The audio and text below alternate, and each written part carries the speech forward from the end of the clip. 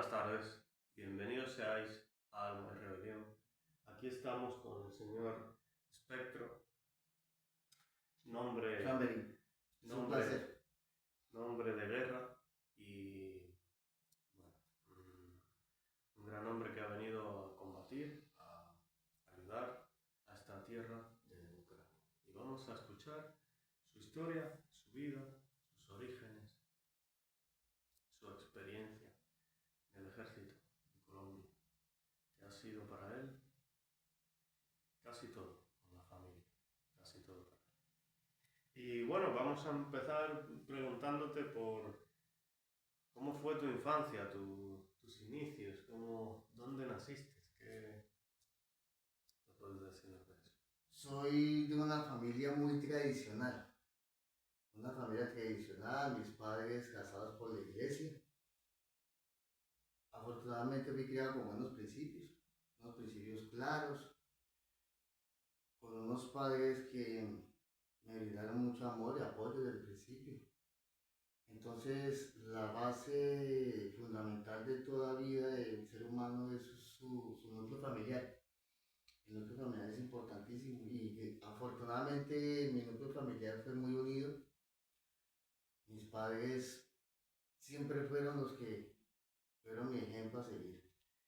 Entonces, tengo solo una hermana. Somos Solo una hermana. Es una familia muy pequeña. ¿Hermana menor que tú? Menor, de 2 años menor. Que es mi adoración. Sí.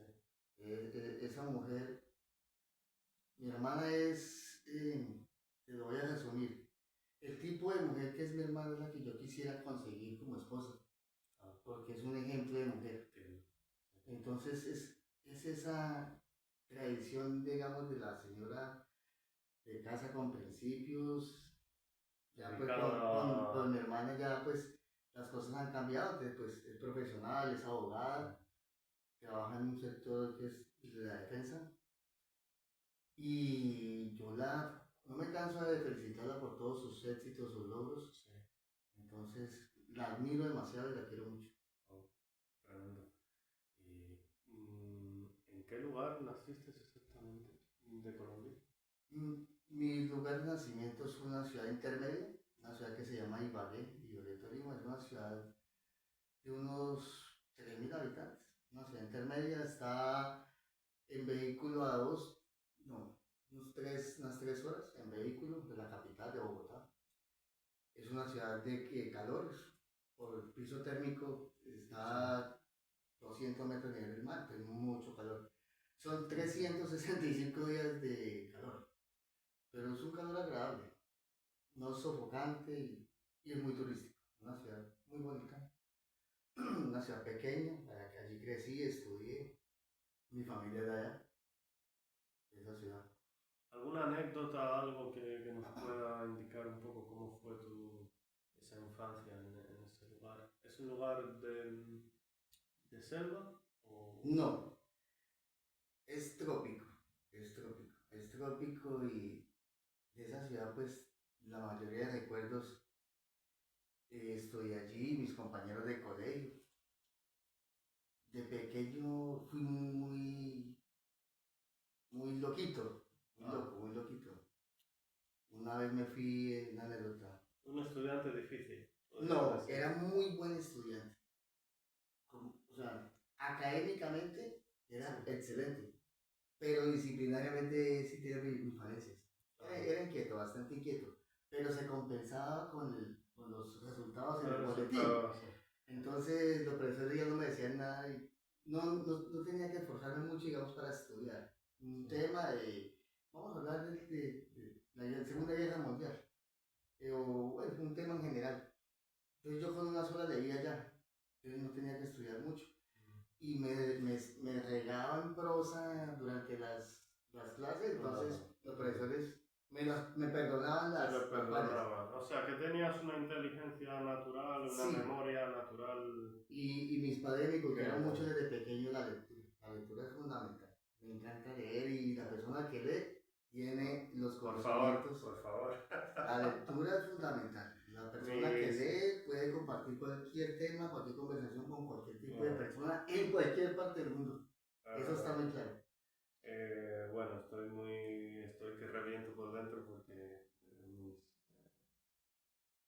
alumnos o personas que me escuchan que siempre digo lo mismo sobre La lectura es fundamental. En mi caso, bueno, te voy a robar el protagonismo un segundo. En mi caso, la lectura en mi familia vino por mi abuela Isabel, española del Madrid, y ella fue la que inculcó la lectura a mi padre y después mi padre a mí. Y gracias, padre. Ahora recupero el protagonismo. Sí. Mi padre, eso ya se perdió, ¿no? Eso ya no se ve por lo digital. Mi padre los días domingo, él al principio sí como obligadito, pero de la manera amable, Sí. el periódico el domingo, léaselo, lo que era el papel, ¿no? Porque la lectura del papel era como más íntima, de que tú coges el papel, como coges el libro, a diferencia de tú coger el celular y bajarlo, no es lo mismo. No. Y él me decía, léase tal artículo el día domingo, y después me cuenta qué dice el artículo. Sí. Entonces, lo leía, lo analizaba y, bueno, ¿y qué piensas de lo que le dice? No, papá, pues, es que esto y esto. No, y es fundamental la interpretación política o de análisis político, sí. Pero lo que es la parte política y la que me dio la conciencia de analizar la información fue mi mamá. Mi madre es una persona que tiene demasiado conocimiento y ella también me enseñó eso. Que si querías saber, si quería adquirir conocimiento, pero hay que, ella me lo dejó muy claro. El conocimiento se adquiere de sitios confiables. Ahora es muy complicado porque anteriormente solo había un periódico, solo había dos noticieros, entonces la información era más certera y eficaz. Eso tiene una cura, leer los clásicos. Sí, entonces... Empezar por ahí. Empezó por ahí. Entonces era más confiable la información en esos tiempos. Sí. Ahorita tú entras a las redes sociales y es que es increíble la manipulación, los fake news, que en estos momentos aterrizó un ovni en la Plaza de Londres. No, de repente puedes descubrir que no eres hijo de tu madre, por ejemplo. Sí. Y queda uno asustado con la cantidad de noticias. Y no hablemos de, bueno, la inteligencia artificial que ahorita ponen a Trump a hacer picos con Putin. Y el peor de todo es que hay gente que en medio de su ignorancia ve eso y hasta lo cree. Pues, que es lo más complicado. Entonces, bueno, regreso a esas épocas, la lectura me la inculcaron. Y con mi madre, al día de hoy, discutimos temas, los compartimos, porque tenemos el mismo ideal, el mismo pensamiento. Me voy a meter un poco aquí con la situación de este país que le he cogido tanto cariño. En el momento que yo le dije a mi madre que tenía decidido venir a Ucrania, ella me apoyó, porque ella sabía que era una justa causa. El apoyo de ella desde el principio, porque nosotros vemos muchas noticias, nosotros vemos noticias, sabemos lo que pasa, vivimos la actualidad, no solo de mi país, del mundo entero. Entonces, ella estaba muy enterada del tema. Mi mamá vivía antes de yo venir a Ucrania, ella ya sabía sobre el tema, sabía por qué el conflicto, lo que sucedió en Donbass en el 2014. Mi mamá ya estaba clara en eso. Y somos un país de Sudamérica que a nosotros bien o mal nada nos importa. A miles de kilómetros que podrías ignorar cual... Puede darnos la espalda. Ucrania nada que ver conmigo, sí. Pero no, en nuestro entorno familiar no fue así. Lo vivimos, lo quisimos vivir y mi mamá se siente representada conmigo acá y se siente orgullosa. Oh. Importante. Sí, la familia es fundamental para las decisiones. Bueno, ya sabemos de dónde ha salido este tallo, ¿no? La raíz que tiene. ¿Cómo explicarías tu ingreso en el ejército colombiano? ¿Qué te motivó a participar? Como al ingreso a ser militar en Colombia. Sí, ¿a qué edad? A los 17. Era menor de edad. 17 años. Era menor de edad. Muy pronto. Muy joven, muy joven. Y también algo responsable a mi madre, porque me gustó, pensé, lo vi como una opción bonita. Mis compañeros de colegio en esa época, ya terminando el bachillerato, estábamos muy jóvenes y el país, Colombia estaba viviendo en esos momentos el conflicto en su máximo, en su máximo, ¿cómo te digo yo? Cuando más se acrecentó el conflicto, más masacre, más muertes, era la época que yo En estaba esa saliendo, época. era cuando estaba saliendo del colegio. Mis compañeros de colegio, Un segundo. Año de nacimiento y año en el que entraste al yo soy de 1979 79. y la fecha de ingreso, yo salí del colegio en el 96. Yo salí del colegio, yo salí del colegio y a los 5 días estaba en el ejército. Oh, O sea, no tuve tiempo de... no se lo pensó mucho. Sí, ya fue una decisión. Yo creo que cuando tú sabes lo que quieres en la vida, las decisiones no van a esperar. En mi Sí. país hay un dicho, no sé si lo entenderán en otras partes. El tiempo perdido lo lloran los santos. El tiempo Oh, perdido lo lloran los santos. O sea, mientras que yo ya estaba en el ejército, tenía compañeros de colegio, hago la similitud. Mientras que yo ya estaba en el ejército haciendo lo que me gustaba, haciendo y teniendo mando, aún tenía compañeros de colegio de mi misma edad que no se habían decidido qué hacer en la vida. Entonces, la vida es demasiado corta como para quedar pensando qué vas a hacer, o qué piensas, cómo piensas actuar, o qué quieres hacer con tu vida. bueno, he dicho que no se lo pensó mucho, que no te lo pensaste mucho, pero no, quizás llevabas años Sí, mientras no. estudiabas pensando. Es una decisión porque la vida militar tú en la vida civil puedes estudiar, trabajar y hacer muchas cosas. La vida militar son 24 horas que te vas a incluir en esa vida y dejas atrás a la familia. Absorbido absolutamente. Totalmente, totalmente. La vida militar es una vida totalmente diferente a la vida civil. Entonces ya cuando tomé esa decisión yo dije, me gusta, me gusta, me gusta. Y viene una anécdota. Viene una anécdota cómica porque como estaba tan joven cuando me presenté, no me querían llevar. Oh, No me querían llevar. Había un sargento, nunca lo olvidaré porque después me lo encontré y nos abrazamos. Y ese sargento el día de esa incorporación para irme ya para empezar mi vida militar. El sargento me veía y se acercó a mí y me dijo, me sacó, o sea, literalmente me sacó. te sacó de la fila. Me sacó de la fila y me dijo, váyase para la casa que lo acaben de criar, venga dentro de 2 años. Que lo acaben de criar. Que lo acaban de criar. Pues está muy pequeño, está muy chiquito. Pero una cosa. Aparte de que soy bajito, pues era más niño. Entonces, tendrías una cara de... No, de, un bebé. de Un bebé. pero, ¿cómo se hacía el reclutamiento en Colombia? Antiguamente en España, los reclutadores, el ejército, iba y tocaban un tambor en una plaza de un pueblo. Y la gente iba para allá. ¿Qué se hace en Colombia? En Colombia el conflicto pues cambió la forma de reclutar. O sea, como yo era voluntario, pero hay dos formas, ¿no? O sea, yo voy porque quise, fui, me presenté para ya irme a una escuela de, de una academia militar. Pero digamos, la incorporación en Colombia está pues, voluntario, que yo voy y me presento, salí del colegio, fui, me presenté, quiero definir mi vida militar, mi vida de una vez para la presentación, que ya voy, eso sí. Y la otra, y eso pues ya no se hace, era, el ejército se iba por los barrios, más que todos los barrios humildes, en camiones. Y el que se iba por ahí en la calle suerte que lo vamos.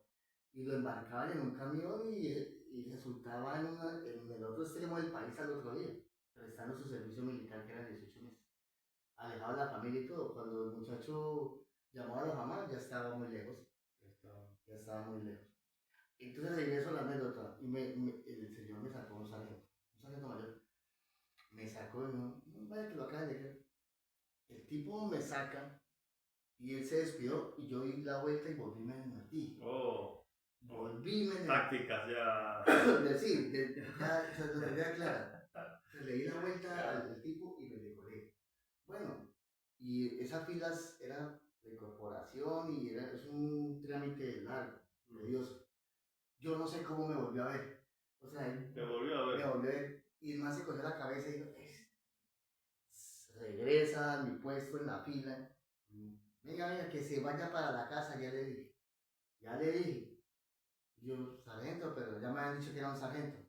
En Colombia, a los que tenemos grado, se le agrega la palabra mi, antes del grado. Como en España, ¿Así? exactamente. En España que bien. En Estados Unidos, acá no se hace eso. No, pero... Y eso más un sentido de pertenencia. Si tú eres mi superior, entonces yo te digo mi capitán, mi sargento. Mi soldado me dice mi sargento, mi primero. Pero hay muchas similitudes culturales. Sí, sí, claro. Bueno, ya era la segunda vez, volví y me sacó. Pero yo dije, no, yo no me puedo ir para mi casa. Yo vine a esto. Yo no me veo en la casa porque si regresaba a mi casa, yo sería un que había perdido esa batalla. Un fracaso. Sí, sería un fracaso. Y yo creo que nunca lo hubiera superado, la verdad. Y yo cogí fuerza, me saqué de ahí, volví y le hice la misma al señor y me le metí la tercera vez al sargento mayor. Era un sargento mayor que todo el mundo, ya los que lo conocían, el tipo inspiraba miedo, nomás de verlo. Y yo no sé cómo yo le hice esa jugada a ese señor. A la tercera vez ya no venía solo, venía con un mayor, venía con mi mayor. Artuaga, creo que era el apellido de mi mayor. Y llegaron. Todavía se acuerdan. Claro, llegaron los dos. No, es que el nombre de mi sargento mayor lo tengo claro, mi sargento mayor Bravo. No sé si aún vive, pero ese señor, la tercera. Y me coge ese señor. Yo bien chiquito y que me permite. Ok, entonces usted insiste en quedarse en el ejército. Yo, sí señor, yo quiero, peladito, yo quiero, déjeme señor. ¿Puedo decir lo que me dijo él? Claro, me dijo, listo, peladito. Entonces prepárese para comerse toda la mierda que usted jamás pensó en su vida y que nunca se ha comido, se la va a comer con nosotros. Bienvenido. ¡Ah! Pero me dice eso con palabras muy fuertes y... O sea, yo sabía que era una amenaza de lo que me esperaba, pero era lo que yo quería. Entonces yo dije, lo logré. Vas a sufrir. Voy a sufrir. Porque tú sabes, como militares, es normal sufrir. Sí, la sociedad y muchas personas no lo entienden, ¿no? Lo que sufre un militar y no... Muchas veces, cuando me dicen, bueno, mis compañeros de colegio me decían, en Colombia hay un sistema de cómo se mide el intelecto de los estudiantes que están por terminar su bachiller. Yo tenía uno muy bueno para estudiar, yo podía estudiar medicina, podía estudiar pagando la mitad de los estudios porque tenía muy buen porcentaje. Mi hermana ya tengo el mismo porcentaje. Yo lo presenté primero, se llaman pruebas IPEX. Yo lo presenté primero y yo saqué un puntaje muy alto. Y ya mi hermana, mire, y resulta que mi hermana al año sacó el mismo puntaje. Ella es abogada. Bueno, y entonces mis compañeros me dicen, pero si usted puede estudiar cualquier cosa, ¿por qué se va a ir a morir al ejército? Porque la guerra estaba cruenta en mi país. Y no es que es lo mío, yo no me veo haciendo otra cosa, no me veo. Bueno, y ya en el ejército cuando yo digo, pues, el ejército tiene algo de que le deja a uno muy en claro de que no es para todo el mundo. Por eso es la palabra militar, todo el mundo lo sabe. Militares significa uno en 1000. De 1000 ciudadanos, quizás uno sirva, tenga el perfil y tenga la capacidad de ser militar y estar en el ejército de su país, de su nación, de su patria. De 1000, uno. Entonces yo dije, yo quiero ser ese uno. Y eso siempre me ha motivado. Porque eso no es para todo el mundo. Es una vocación. Siempre lo tomo así. Ser militar es una vocación como lo es ser cura, que sabe que va a hacer cura, se va a entregar a su iglesia, bueno, a Dios, y va a dejar cosas de por que nunca más va a poder disfrutar. Y esa es la vocación. Nosotros lo hacemos, asumimos esa vocación. ¿Qué nos puedes contar del ejército como tal? Ejército colombiano. Somos un ejército que ha vivido en guerra más de 60 años, un conflicto interno devastador, la subversión, guerrillas que inicialmente, tengo que decir, inicialmente eran grupos que luchaban por la justicia social, eh, por injusticias de los gobiernos de esa época. Hasta ahí era una guerrilla, digámoslo así, justificable lo que hacía, luchar por el pueblo y demás. Luego las guerrillas empezaron a subsistir y a financiarse del narcotráfico. Ellos mismos lo admiten. Más o menos en qué año o por qué época más o menos hubo ese cambio. Excelente pregunta. Los 80. De finales, mediados de los 80.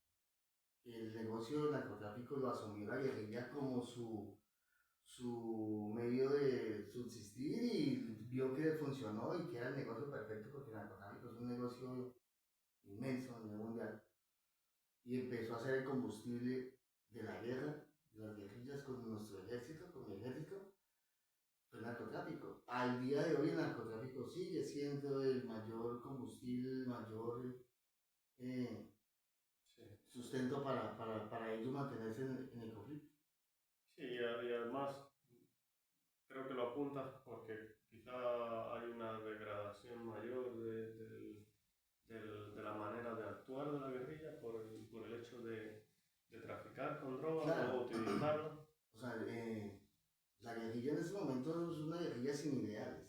O sea, no podemos decir que la guerrilla está luchando que porque los niños no tienen que comer, que la guerrilla está luchando por justas causas, que la sociedad... No, no, no, no.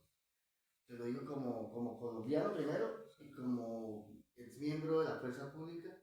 La guerrilla está financiada 100% por el narcotráfico, venden su droga, compran sus armas, atacan al Estado y no van a dejar de hacerlo porque el narcotráfico es el negocio más rentable del mundo. Y desde que siga existiendo el narcotráfico, ellos no lo van a dejar. No van a dejar de ganarse un guerrillero, un ejemplo, $500 a ganarse $100.000 que le va a dar el Estado. O sea, no lo va a hacer. Eso es lo que sucede. Sería muy complicado. O sea, ellos no piensan abandonar el negocio del narcotráfico. No, eso está más que claro. ¿Qué puedes decir sobre la estrategia de la guerrilla contra el gobierno? Militarmente, y si quieres también políticamente. Resulta que la guerra con guerrillas el ejército colombiano es un ejército regular que está preparado, está entrenado para pelear.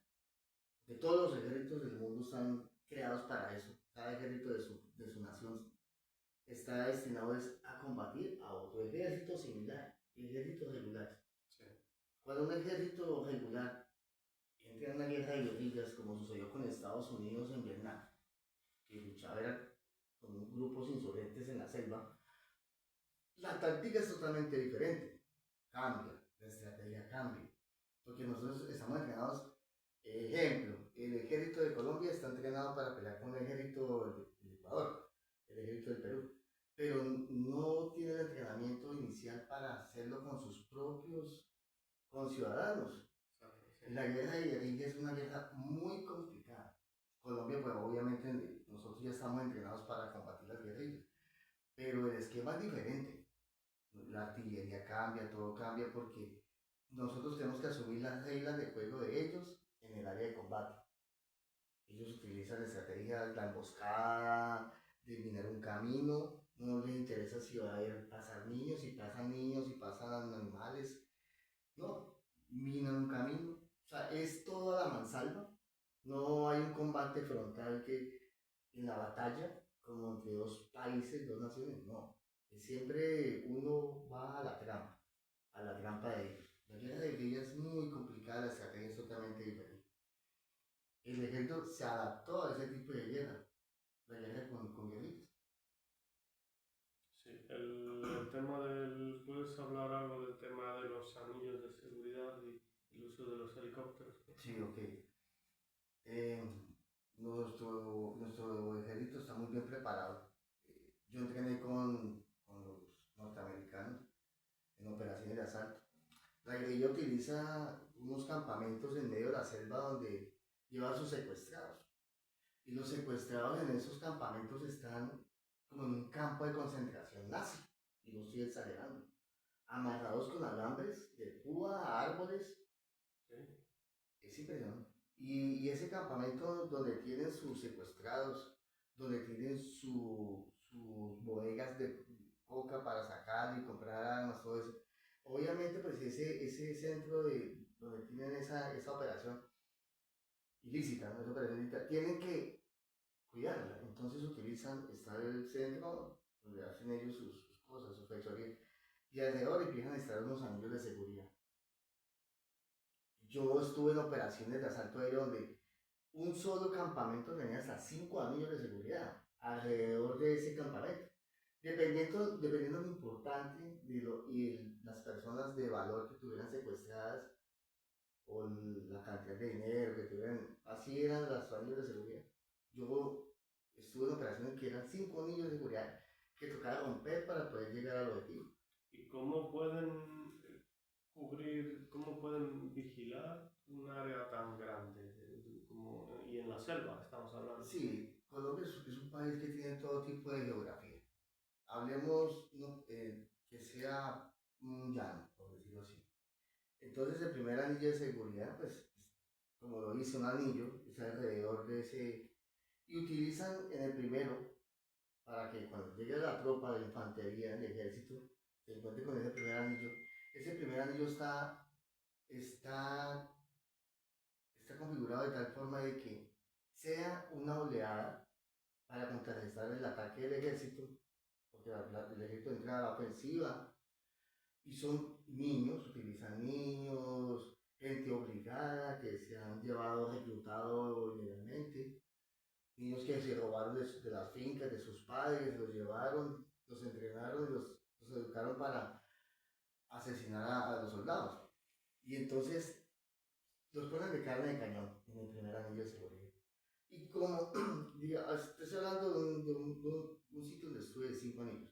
Ese primer anillo, entonces eran niños, utilizan la masa para que salgan y se hagan matar, para debilitar la fuerza pública del ejército. El segundo anillo de seguridad ya son gente mayor. Y así, el anillo, hasta que se va cerrando el cerco, cada anillo cambia la edad de las personas que están ahí, de los subversivos. Ya el último anillo que tú te encuentras antes de llegar al campamento están los guerrilleros más experimentados, los más viejos. Ellos ya viven más tranquilos porque como están nosotros defendiéndolos, entonces están más relajados. Tienen tiempo para... Sí. Formas, utilizamos la estrategia de nosotros, las tácticas era que las unidades que yo prendía eran unidades especiales. Asalto aéreo, nosotros llegábamos a la madrugada, helicóptero y sogas y al objetivo. Y otras tropas entraban por tierra repeliendo y atacando esos anillos de seguridad para consolidar el objetivo. Nosotros llegamos era directamente donde estaban los secuestrados a liberarlos, o donde estaban los cabecillas de frentes muy importantes de la guerrilla. Eso era principalmente, siempre íbamos a objetivos de alto valor. Importantísimo eso. De noche, ¿qué sentías ir en un helicóptero y tirarte por la cuerda y la oscuridad? La adrenalina es bastante fuerte, la adrenalina. Pero estábamos muy capacitados y entrenados para eso. Eso era nuestro pan de diario. De cada día nosotros entrenábamos todos los días en ese tipo de asaltos. Caer. Pero tú lo sabes que en un asalto llevas todo el riesgo del mundo. O sea, tú en un asalto, creo que aquí también lo hace. Cuando tú vas a un asalto, o vas a consolidar el objetivo, a dar bajas o a perder la vida.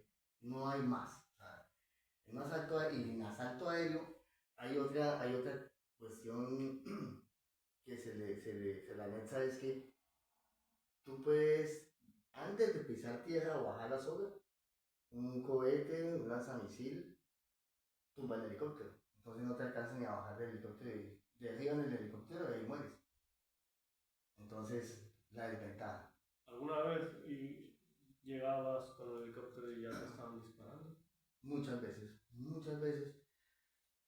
imposible no detectar un helicóptero, a pesar de que los pilotos de nosotros son muy entrenados para ese tipo de operaciones de asalto y calculado, ya que el objetivo, dónde vamos a descender. Pero claro, o sea, ellos nos están esperando, tú sabes que te está esperando en la ventana y escuchaban los helicópteros empezaron a dispararnos. Pero la idea era de que dar la sorpresa, el que lleva la sorpresa también tiene alta. Y cuando ellos muchas veces, muchos combates que tuvimos, cuando se dan cuenta de que estaban durmiendo, nosotros ya estábamos descendiendo sobre ellos. Porque eran operaciones muy bien estructuradas, muy bien planeadas. ¿Teníais visión nocturna? Los aparatos de visión nocturna fundamentales en la selva, fundamentales. Pero por lo general en mis unidades siempre jugábamos con el amanecer, lo que llamábamos los primeros rayos de sol. Sí. El crepúsculo náutico matutino, los llamamos en unidades especiales. El crepúsculo náutico matutino es ese corto tiempo que hay entre la noche más oscura y va a amanecer. Que no se puede, como que no se ve bien, pero algo se... Pero empiezas a ver... Empiezas a ver sí. algo. Sí. Ese es el mejor tiempo para entrar a dar un golpe certero. Nosotros utilizamos ese. El crepúsculo náutico matutino es esos primeros rayitos de sol. Está oscuro, pero ya empieza a aclarar. Me hago entender. Y en ese momento era que siempre entrábamos a dar los golpes. Y no funcionó muy bien. En la historia antigua se utilizaba muchas veces el atacar con el sol a la espalda en el atardecer, cuando el sol está cayendo. Bueno, ¿puedes hablarnos de un personaje que llaman en Colombia el Pisasuave? Cosa tremenda esta. Los Pisasuave, la subversión, la guerrilla, es ver que pues, nosotros éramos fuerzas especiales muy entrenadas y cada día más entrenados. Era demasiado entrenamiento y con resultados tangibles. Le estábamos dando golpes muy certeros a jefes de la guerrilla, a cabecillas. Ellos también empezaron a crear sus propios grupos como de diferentes y especiales. Ahí no sé por qué tienes ese dato, porque la Pisasuave es algo muy confidencial de la fuerza militar es que nosotros manejamos.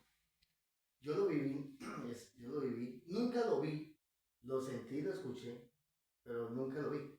¿El Pisasuave qué es? Para no redondear mucho en el tema. El Pisasuave es un hombre que fue entrenado para no dormir, no comer y andar casi desnudo. Un solo hombre, un Pisasuave es un hombre solo, solitario. Bien puede ser, los que nos atacaron a nosotros eran uno solo con una granada de mano. Pero perdona, has dicho no dormir, no comer. Y casi desnudo. Eso es un venezolano, ¿no? Haz de cuenta, Dios mío. Puede ser. Viene siendo un venezolano. No. Bueno. Y el tipo entrenado para andar en la selva y llegar a un punto sin ser detectado. Pisasuave de que no le importaba transcurrir una distancia de 5 metros en 2 horas. No, o sea, esa era la misión del trabajo. Era, si se demoraba 1 hora dando un paso, pues 1 hora se gastaba dando ese paso. Pero el objetivo era que no ser detectado. Obviamente, porque si el tipo se deja detectar, pues nosotros lo vamos de baja. Exactamente. Se bañaba, se untaba abajo en su cuerpo, o utilizaban algo así como una CPM para camuflarse la piel. ¿La CPM qué significa? Diésel. Como diésel. Ok, diésel. Para utilizarlo como magnetismo, camuflarse, quedar totalmente negro en la noche. Obviamente los Pisasuave hacían sus ataques eran nocturnos. Y ese hombre, se puede decir que era un suicida, porque va a ser a dar un golpe, pero no creo que pueda salir de muy fiable que salga vivo. Pero el daño lo hacía. Entonces él se infiltraba en una unidad, en el ejército, con una granada de mano, detectaba dónde estaba el comandante, en el caso. Puede ser bien donde mi carpa donde yo estaba durmiendo. Y cuando era que llegaba el Pisasuave y me tiraba la granada ya ahí donde yo estaba durmiendo, muerto el capitán, muerto el sargento, daba el resultado. ¿Tuvieron éxitos? Y los Pisasuaves dieron golpes al ejército, no lo puedo negar. A nosotros no, porque nosotros nos ayudaba mucho, nosotros utilizábamos el equipo de visión nocturna, que colocábamos trampas en la noche para poder dormir, descansar, y siempre había gente vigilando, francotiradores. Pero a batallones, los Pisasuaves entraron a batallones, entraron a unir. ¿Puedes contarnos algo sobre cómo se puede mover un hombre en la selva sin ser escuchado? O es, por ejemplo, ahí se habla de que cuando está lloviendo fuerte, puedes correr y ir a la selva y no se te escucha, pero se escucha la lluvia. Bueno, Colombia tiene tres tipos de selvas, que aquí nos tardaremos mucho tiempo explicándote las diferencias. Pero generalmente la selva son árboles de 30 a 40 metros de altos. 30, 40 metros de altura. Que cuando vas en el helicóptero tú solo ves un tapete hermoso verde. Y los árboles, como son tan altos y frondosos, resulta que es lo más maravilloso. Ese tapete verde de selva virgen, en la parte interna, que es el piso, el suelo, no hay vegetación. No hay vegetación, no. Porque el sol no entra, no hay clorofila para que crezcan las matas pequeñas, arbustos. Entonces los árboles que han logrado crecer ya están. Entonces han formado una espesa masa de árboles frondosos. Pero en el interior de la selva tú puedes andar corriendo. O sea, es despejado. Porque los árboles, un árbol viejo en la selva puede tener hasta 8 o 9 metros de ancho, de espesor. Es maravilloso. O sea, tú puedes hacer una casa dentro de un árbol de esos. Qué lugar. Eso es increíble. Y la vegetación, el suelo, para andar, pues son todas las hojas que se han caído de los árboles frondosos y crea una especie de cubierta de hojas secas. Sí. Por más que yo trate de explicártelo, pues no sé. Tendría que caminar por ahí. Caminar, tú puedes caminar. La guerrilla utilizó eso para llevar vehículos a la selva. Y las vías las hicieron en madera, como Lego. O sea, es increíble. Utilizaron lo que es la plata del narcotráfico. Llevaron maquinarias, abrieron vías. Obviamente, desde el exterior no se ven porque están tapadas por los árboles cubiertos. Y dentro de la selva hicieron vías. Y las carreteras, porque como está húmedo y pasan muchos ríos, muchas fuentes de agua, utilizaron con los mismos árboles que talaron, empezaron a armar una especie de legos para formar una carretera en madera. Y así entrar vehículos, entrar secuestrados, sacar cocaína, entrar armamento. Es increíble lo que en la selva hicieron esa gente.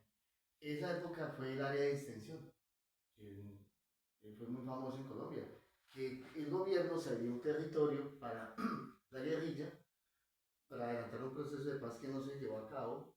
Por muchos años estuvo la guerrilla ahí establecido y el ejército no podía entrar, no podía sobrevolar las aeronaves de las fuerzas militares y aprovecharon para hacer sus negocios.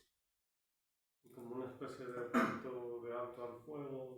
Eso, había un cese de hostilidades, empezaron los diálogos de paz, fracasó cuando ya nos dieron la orden de entrar. Y los primeros que entramos fuimos nosotros, pero en paracaídas. Cuando entramos, yo soy paracaidista, cuando entramos a esa operación, la guerrilla utilizó árboles, varas de madera y le sacaron punta a las varas, las sembraron, pero de 10, 15 metros, varas largas de madera, que cuando uno fuese llegando en el paracaídas, esas varas lo estaban recibiendo para cortarlo.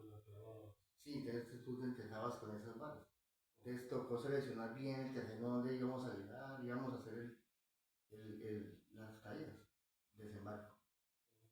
¿Qué líderes estaban en ese...? En esa época estaba Mono Boy, estaba Timochenko, estaba Raúl Reyes. Raúl Reyes se dio de baja. Cano, Alfonso Cano se dio de baja. Unidades que las cuales yo pertenecí se dio de baja. ¿Ese área estaba cerca de Ecuador, creo recordar? Raúl Reyes se dio de baja en una operación en la frontera de Colombia con Ecuador. Oficialmente te puedo decir que se dio de baja estando en Ecuador. Pero, o sea, estamos hablando de una línea imaginaria, pero son un par de kilómetros. El gobierno ecuatoriano autorizó la operación, desembarcamos y se dio la baja del objetivo. Se consolidó esa baja. Esa época Colombia alcanzó su máximo rendimiento en bajas a cabecillas, a los jefes de esas mafias, que ya de para no ser mafias. Empezó a cambiar la seguridad en el país. Íbamos bien hasta ese día, hasta esos años de lucha contra la subversión. Una vez hablamos de cómo se defendía un pueblo, una ciudad de la guerrilla. ¿Puedes hablarnos un poco de eso? Si interviene la policía, si, por ejemplo, si le hacen un cerco al ejército dentro de la selva, eh, un poco, ¿y qué recursos realmente tiene la guerrilla? La guerrilla puede tener dentro de en la selva, por ejemplo, aviones, helicópteros, no llegan a eso, ¿no? A eso no llegan. No, porque pues Colombia tiene su fuerza militar, sus radares y todo eso. Las aeronaves que se utilizan para narcotráfico son avionetas civiles. Submarinos sí sean... Sí, sumergibles. Sumergibles, sí. Sumergibles tipo submarinos. Sí, que no pueden... que quedan... O sea, su rango de inmersión es muy corto. Sí. Son un par de metros, máximo creo que son 100 metros de profundidad. Y tienen que tener el escape siempre con la toma de... Oxígeno, sí. Es un submarino improvisado artesanal, pero hecho y llegado a Estados Unidos con coca. Impresionante. Sí, bueno, ha llegado a Europa y ahora se ha descubierto que algunos han llegado a Europa y han regresado. Increíble. Sí. Ha sucedido. Por ejemplo, un cerco al ejército dentro de la selva, ¿qué puede hacer el ejército? No, cerco se llama cuando la fuerza legalmente constituida del ejército se la hace al enemigo.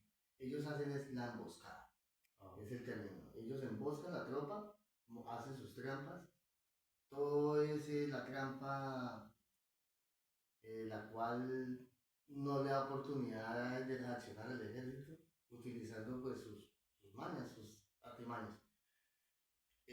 Las emboscadas por lo general siempre ellos buscan la ventaja, que va a pasar un carro con el ejército, entonces vamos a minar este puente, que el ejército va a pasar por este sector, tienen a la gente obligada a las veredas, que los ponen a que le informen, entonces pues la gente obligada, si no ellos los matan, pues la gente dice, acabó de pasar el ejército por acá. Entonces ellos utilizan toda esa información para montar sus emboscadas y dar golpes al ejército. Es una forma de hacerlo. Y obviamente, como en todo ejército, muchas veces la falta de coordinación de comunicaciones se presta para que también ellos utilicen eso en su ventaja. Imagino que es difícil enlazar con radio metido en la selva. Cuando vamos a entrar a una operación en la selva, las comunicaciones son fundamentales en el desarrollo de operaciones. Lo primero que se hace es estudiar qué tipo de comunicaciones se van a utilizar para ese sector de selva. Entonces se utilizan repetidoras las cuales se colocan cerca del punto donde se va a desarrollar la operación para garantizar las comunicaciones. Pero las comunicaciones son fundamentales. O sea, tú no puedes adelantar una operación militar sin tener garantizadas las comunicaciones, porque lo más seguro es que vas a fracasar. Bien. Una cosa, la alimentación. ¿Cómo es la alimentación de un soldado que entra en la selva a patrullar o a hacer alguna acción? La alimentación de las operaciones en la selva, nosotros como hay una rotación de unidades, las unidades especiales no duran mucho en el área de operaciones porque van a dar golpes certeros, no hay desgaste. Las tropas de infantería sí son las que llegan posteriormente a establecer un punto de control o que hacen ahí. La alimentación de ellos pues, es diferente. Nosotros entramos es hacer operaciones de 2-3 días. vamos, damos el resultado y salimos. Si de pronto hay más indicios, se quedan varios días más, el helicóptero la va, bota más comida. Es ración de campaña, ¿tú la conoces? Sí. Ración de campaña, o se cocina algo muy ligero, un arroz, enlatados, atún y ya. Pero son días que tú vas es a lo que vamos, no perdemos el tiempo. Las tropas de infantería regulares sí llegan y se quedan en un punto, donde ellos ya cocinan sus alimentos, hacen sus cocinas improvisadas, que llaman ranchos, y cocinan bien, y se come muy bien. El soldado colombiano come muy bien. Nosotros comemos muy bien preparado, muy delicioso. Obviamente cuando estamos en la selva, pues se le baja un poquito la calidad de la comida, pero el soldado colombiano, no, a un soldado colombiano no puede decir, ay, yo estoy aguantando hambre o como mal. Eso come demasiado bien. Un soldado colombiano no ha probado una salchicha de plástico. No, jamás. Yo vine a conocer esa salchicha aquí en Ucrania. Esa es otra historia que yo tendría que contarle de la experiencia que tuvimos con una salchicha que... Esa salchicha se volvió como la motivación del sufrimiento, como el parte símbolo del entrenamiento. en sí. Esa salchicha era el símbolo de que todo es posible estar tan mal, pero que todo pasa. Estábamos con la salchicha y la cogíamos y nosotros, Dios mío, ¿qué es esto? Y mira, estamos ahora acá. Entonces todo en la vida es un ciclo, todo termina, todo tiene un fin, afortunadamente. ¿Qué puedes hacernos alguna anécdota con los compañeros en la selva o contar alguna acción que se pueda contar? De las operaciones adelantadas, muchas veces eso nunca lo había hablado. De pronto con mi mamá. Era cuando íbamos tras un objetivo de alto valor, certificar, comprobar de que el que estaba ya abatido, el que estaba ya tirado y muerto, era por el que íbamos. Porque una cosa es la información de inteligencia, la última foto que tenía de él, cómo estaba vestido, la última vez que lo fotografiaron, Sí, había unidades que llegaban solo a ubicarlos y después nosotros ir a... Porque también puede ser que se hubiese operado, quizá. Y con no sucede eso. El guerrillero cambia, se pinta el pelo o ya no está tan gordo. Entonces, ese lapso de que ya tenemos el objetivo, estaba donde la información, todo indica que es él, pero si es él, o sea, es complejo. Entonces, y se empieza a revisar los dedos, que es que tiene una cicatriz en el dedo gordo, sí, listo. Y que tiene una cicatriz debajo del tercero de la oreja, y esa cicatriz como que no cuadra la inteligencia y empiezan las dudas. Hasta el momento de que cuando ya se certifica de que sí es el objetivo, uno celebra. Ay, sí, ese es para el que vinimos. Has hecho tu trabajo. Sí, pero ese lapso que uno dice, no, pero es que se parecen, no, pero la foto sí es, me encanta. Ya lo último son las pruebas digitales. Ya, sí, ese era el objetivo. Felicitaciones, helicóptero, chao. Esa fue muchas veces las experiencias de mis unidades. ¿Tuviste alguna mala experiencia? Sí, claro. En una operación que íbamos a liberar unos secuestrados en Antioquia. Antioquia es un departamento el cual tiene una selva muy espesa, diferente a la selva que te estaba hablando ahorita. Por eso te decía, Colombia tiene 3 tipos de selvas. Esa de los árboles de 40 metros que tiene pistas para andar, y hay otra que es bastante tupida, que tú sí ya no puedes caminar. Como en Cuba recuerdo que había algunos matorrales así. Lo que llamamos tienes que ir con un machete cortando. Esa es la selva que más muestran en las películas. Sí, de que tú coges y empiezas a cortar, y abrir espacio, abrir, y te escribes con un río. y después pasa el río y sigue más selva y cada vez es más espesa. Ese tipo de selva es terrible. Y hay plantas que te cortan o que son urticantes. Serpientes, encuentras serpientes. Un momento a otro cayó un aguacero, empezó a llover. 2 minutos que cayó el agua del mundo. Del mundo. Dejó de llover y empezó a hacer sol. Y en media hora ya está seco. Y vuelve y llueve, vuelve y te lava. Entonces es una selva tropical que se presta mucho para enfermedades, para la redundancia, enfermedades tropicales, malaria, fiebre amarilla. Sí. Y los mosquitos serían como eso es otro cuento. Pterodáctilos, o sea, ¿no? Los mosquitos, esos son manadas. Es terrible. Uno, pues, por más que use protector para eso, no. Te acaban, ¿verdad? Y nosotros entramos a una selva así, que era el límite de Antioquia con Chocó. Se había confirmado la información, había gente de mucho valor. No sé si decir nombre, no sé. Estaba el hermano de un ministro, estaba el exgobernador de un departamento importantísimo. Habían militares oficiales secuestrados en el campamento. O sea, y la inteligencia era muy certera, ya lo habíamos hecho muchas veces. La diferencia fue que las personas que estaban ahí eran de familias muy influyentes y todo el mundo esperaba el resultado, todo el país.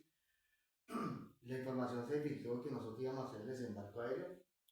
Eso es gravísimo, eso es gravísimo.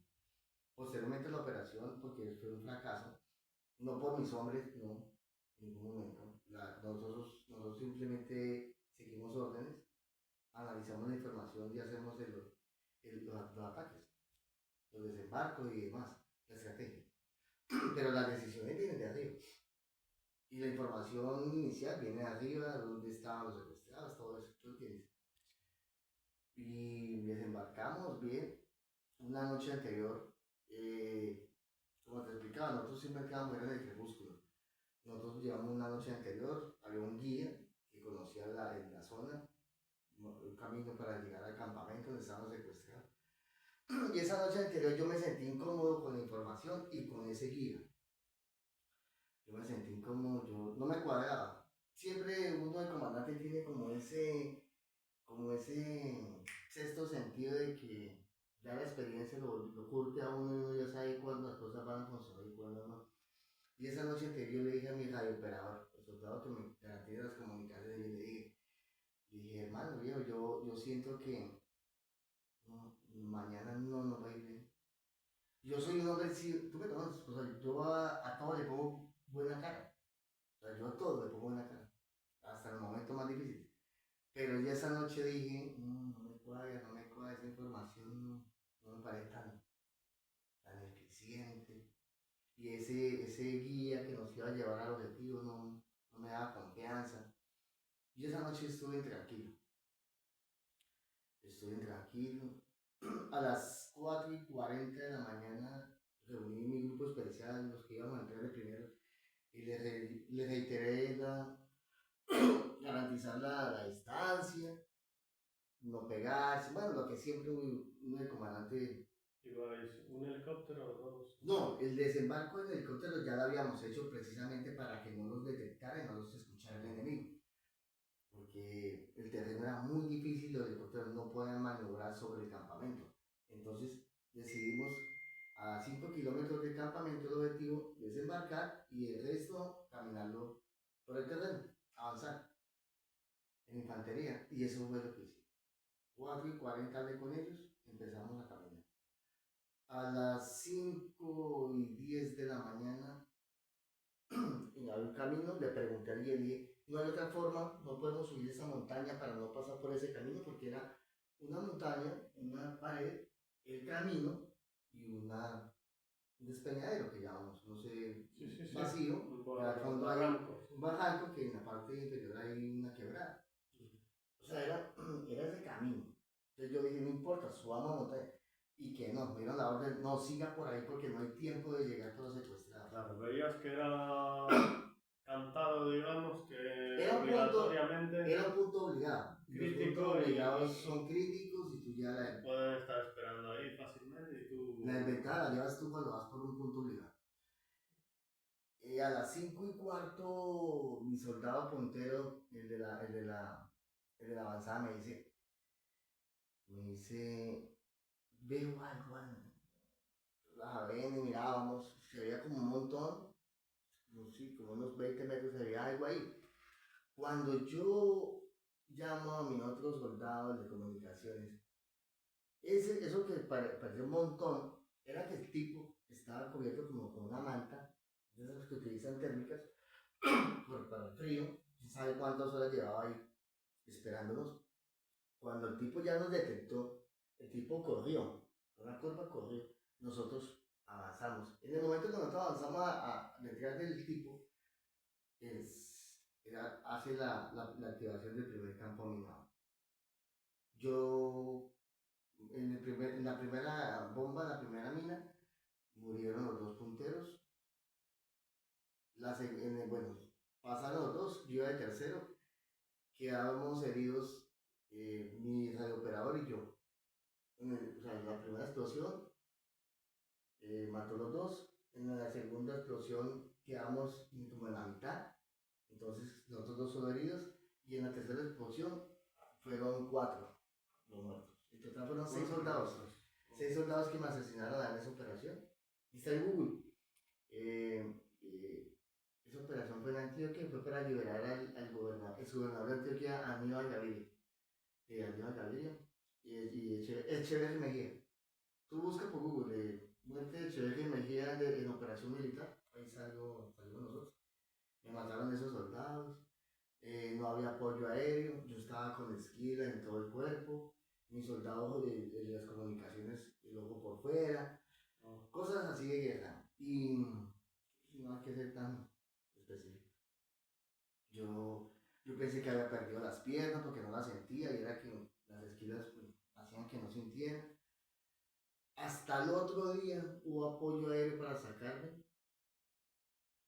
Eso fue en límites de un departamento llamado Chocó con Antioquia. Al otro día me lograron sacar. Las esquirlas que yo tenía en el cuerpo, la guerrilla las contamina con heces fecales.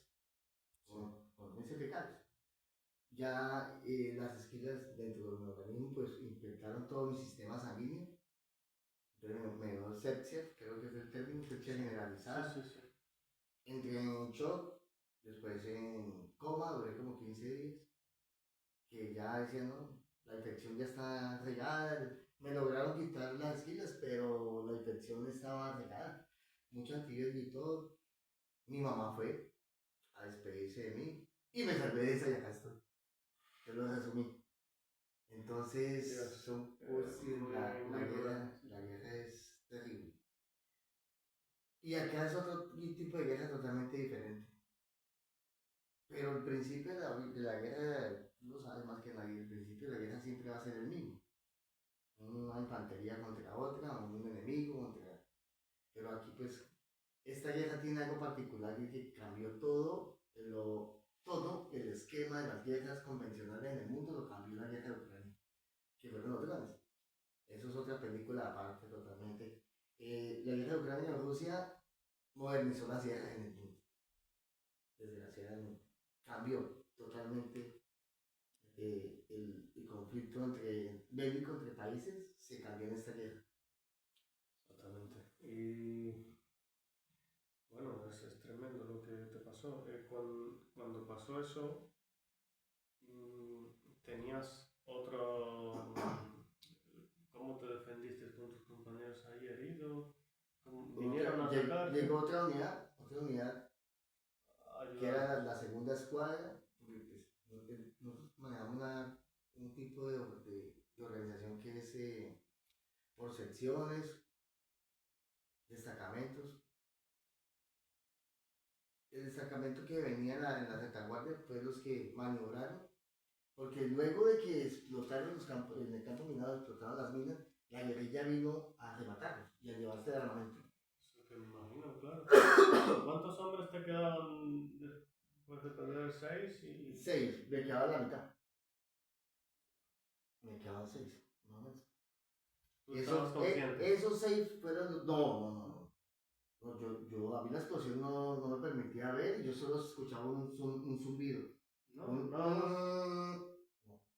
Yo, cuando medio reaccioné y todavía estaba de oscuro en la noche, yo no sentía las piernas, por ejemplo. Y era que la explosión me levantó la onda explosiva y me botó lejos. Era por eso. Entonces el golpe y yo iba, tú sabes, el equipamiento, el equipo, todo ese peso. Y el golpe me hizo como perder la onda explosiva, lógico. Yo duré unos 15 minutos que no sabía dónde estaba. O sea, porque la explosión te deja. Sí, te aturde, te quita la Cuando entonces ya yo empiezo como a reaccionar, ya los hombres que quedaron atrás, la retaguardia, fueron los que nos jalaron y nos sacaron de ese punto donde la guerrilla ya venía de matarnos en el piso, porque eso lo hacen ellos. El tiro de gracia y quitarte tu fusil, tus cosas, tu armamento y se volaban. Alcanzaron a sacarnos a nosotros, a los heridos. Los muertos los recuperamos más tarde, porque en Colombia en la guerra nunca se deja un hombre atrás, como en los Estados Unidos. Nunca, nunca. Tú sabes que cuando digo nunca es nunca, y en Ucrania veo otra cosa diferente. Bueno, eso es otro tema complicado. Pero en Colombia nunca se deja un hombre atrás. Bueno, pues grandes palabras, gran historia la tuya. ¿Quieres agregar algo más? ¿Una cosa más? Para terminar, toda esa experiencia, Chamberlain, tú que eres mi amigo y somos hermanos de guerra, toda esa experiencia que adquirí, yo llegué al punto de que me pensioné, me jubilé, hice mi tiempo establecido, ya me había herido 2 veces en combate. O sea, todas las cosas bonitas que quise el ejército lo conseguí. Pude haber llegado más lejos, pero ya la parte médica no me lo permitía. Ya cuando estás herido de esa manera en Colombia, pues te dicen, váyase a descansar, muchas gracias por sus servicios, tiene su pensión, se garantiza tu salud y la de tu familia, eso lo tenía yo.